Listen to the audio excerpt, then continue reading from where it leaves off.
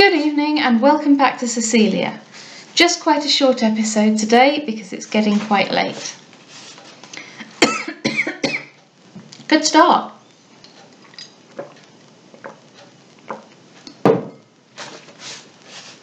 Chapter 2. A Perplexity. And here, at the door of his father's house, and just ascending the steps, she perceived young Delvile. "Again?" cried he, handing her out of the chair. "Surely some good genius is at work for me this morning."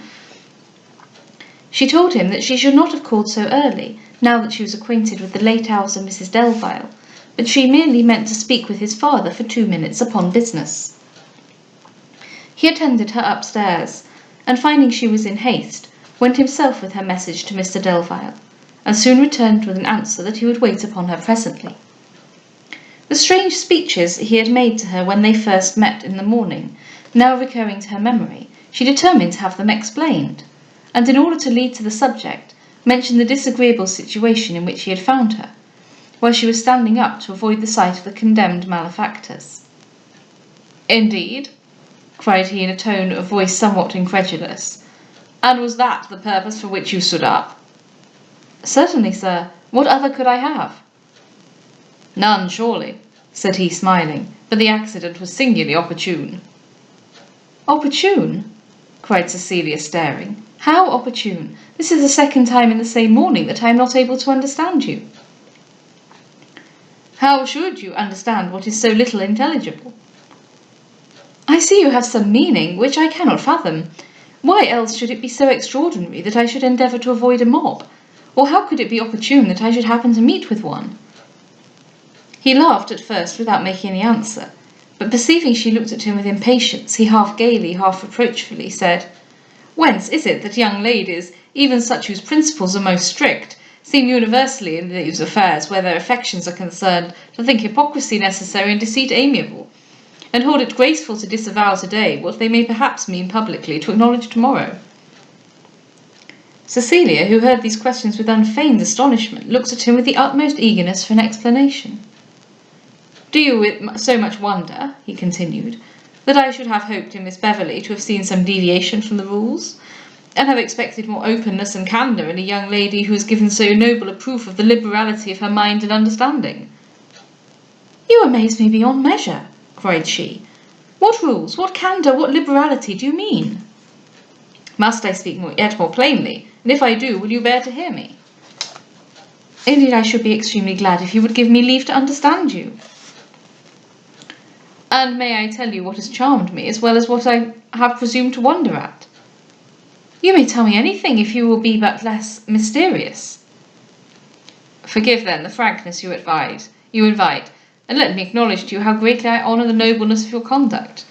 Surrounded as you are by the opulent and the splendid, unshackled by dependence, unrestrained by authority, blessed by nature with all that is attractive, by situation with all that is desirable, to slight the rich and disregard the powerful, for the purer pleasure of raising oppressed merit and giving a desert to that wealth in which alone it seemed deficient, how can a spirit so liberal be sufficiently admired, or choice of so much dignity be too highly extolled?"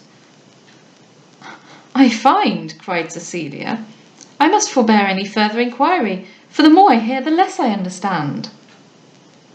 "Pardon me, ma'am. Then," cried he, "if here I return to my first question, whence is it that a young lady who can think so nobly and act so disinterestedly should not be uniformly great, simple in truth and unaffected in sincerity? Why should she be thus guarded, where frankness would do her so much honour? Why blush in owning what all others may blush in envying?" "Indeed you perplex me intolerably," cried Cecilia with some vexation. "Why, sir, will you not be more explicit?" "And why, madam," returned he with a laugh, "would you tempt me to be more impertinent? Have I not said strange things already?" "Strange indeed," cried she, "for not one of them can I comprehend." "Pardon, then," cried he, "and forget them all. I scarce know myself what urged me to say them, but I began inadvertently, without intending to go on, and I proceeded involuntarily, without knowing how to stop. The fault, however, is ultimately your own, for the sight of you creates an insurmountable desire to converse with you, and your conversation a propensity equally incorrigible to take some interest in your welfare." He would then have changed the subject, and Cecilia, ashamed of pressing him further, was for some time silent. But when one of the servants came to inform her that his master meant to wait upon her directly, her unwillingness to leave the matter in suspense induced her somewhat abruptly to say, "Perhaps, sir, you were thinking Mr. Belfield?" "A happy conjecture," cried he, "but so wild a one I cannot but marvel how it should occur to you." "Well, sir," said she, "I must acknowledge I now understand your meaning, but with respect to what has given rise to it, I am as much a stranger as ever." The entrance of Mr. Delvile here closed the conversation. He began with his usual ostentatious apologies, declaring he had so many people to attend, so many complaints to hear, and so many grievances to redress, that it was impossible for him to wait upon her sooner, and not without difficulty that he waited upon her now. Meantime his son almost immediately retired, and Cecilia, instead of listening to this harangue, was only disturbing herself with conjectures upon what had just passed.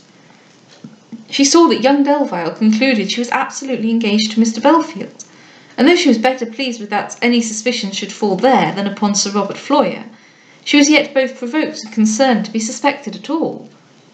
An attack so earnest from almost any other person could hardly have failed being very offensive to her, but in the manners of young Delvile good breeding was so happily blended with frankness, that his freedom seemed merely to result from the openness of his disposition, and even in its very act pleaded its own excuse.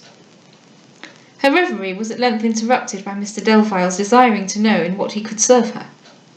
She told him she had a present occasion for £600, and hoped he would not object to her taking up that sum. £600, said he after some deliberation, is rather an extraordinary demand for a young lady in your situation. Your allowance is considerable. You have yet no house, no equipage, no establishment. Your expenses, I should imagine, cannot be very great." He stopped and seemed weighing her request. Cecilia, shocked at appearing extravagant, yet too generous to mention Mr. Harrel, had again recourse to her bookseller's bill, which she told him she was anxious to discharge. "A bookseller's bill?" cried he. "And do you want £600 for a bookseller's bill?" "No, sir," said she, stammering. "No, not all for that. I have a particular occasion." "But what bill at all?" cried he, with much surprise, "can a young lady have with a bookseller? The Spectator, Tatler, and Guardian would make library sufficient for any female in the kingdom, nor do I think it like a gentlewoman to have more. Besides, if you ally yourself in such a manner, as I shall approve and recommend, you will, in all probability, find already collected more books than there can ever be any possible occasion for you to look into.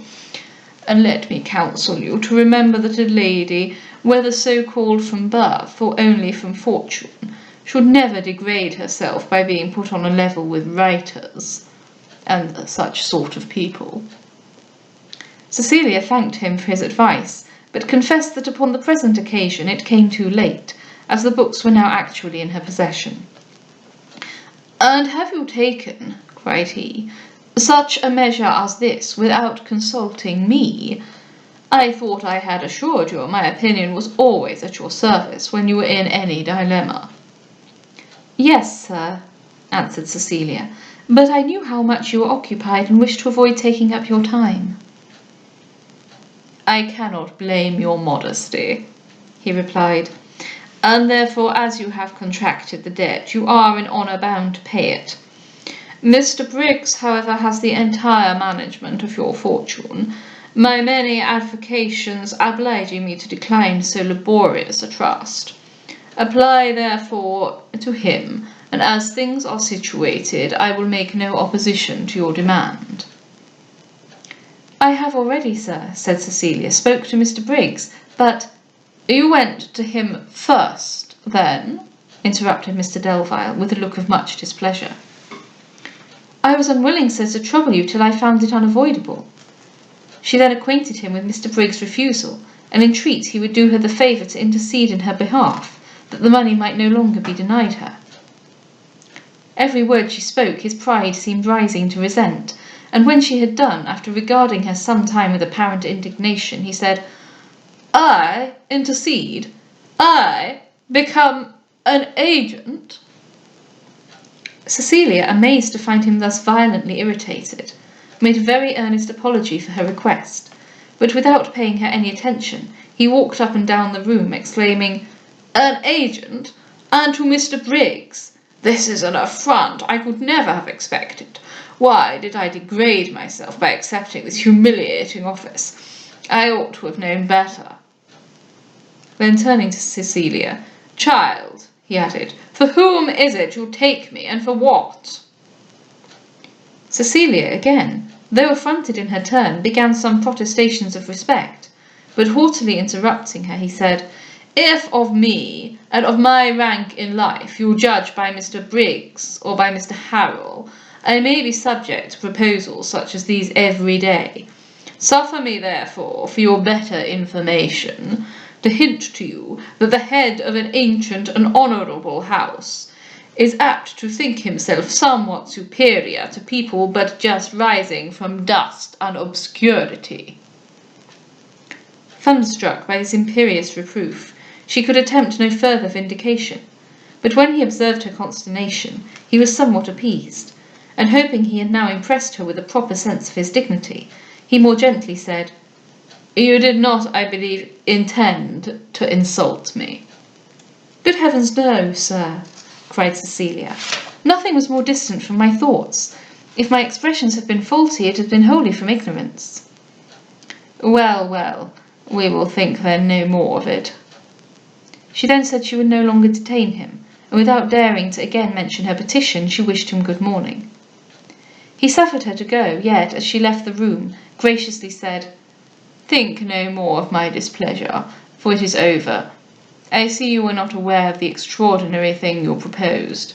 I am sorry I cannot possibly assist you. On any other occasion you may depend upon my services, but you know Mr. Briggs, you have seen him for yourself. Judge, then, how a man of any fashion is to accommodate himself with such a person." Cecilia concurred, and curtsying took her leave. "Ah," thought she in her way home, "how happy is it for me that I followed the advice of Mr. Monckton! Else I had surely made interest to become an inmate in that house, and then indeed, as he wisely foresaw, I should inevitably have been overwhelmed by this pompous insolence. No family, however amiable, could make an amends for such a master of it." And there we will pause for this evening. I hope you have a good evening.